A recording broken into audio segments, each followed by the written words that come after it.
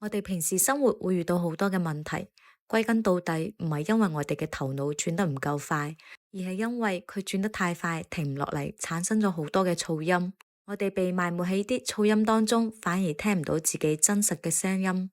亦都冇辦法做出有效嘅行動。當下力量呢本書作者認為，對我哋人生生命嚟講，唯一真實嘅時刻就係當下。我哋可以用全神貫注感受當下做緊嘅事情嘅方式，去令到自己感受更加多嘅幸福時刻。譬如我哋做手工嘅時候，可以感受黏土帶俾我哋手上皮膚嘅觸感，再仔細咁塑造每一塊花瓣嘅形態。呢個時候，你嘅思維就已經俾帶嚟當下，你嘅焦慮亦都會隨之而去。書中提到，思維畢竟只係工具，意識先係真正嘅主人。喺書度，作者介紹咗兩種簡單又方便嘅訓練方式，嚟幫我哋咧將意識停留喺當下。借助當下嘅力量，我哋可以接近真正嘅自我，亦都可以解決我哋生活當中嘅好多難題，譬如點樣維繫一段健康嘅關係。今日星期日，大家一齊不妨做下手工，讀下書啦。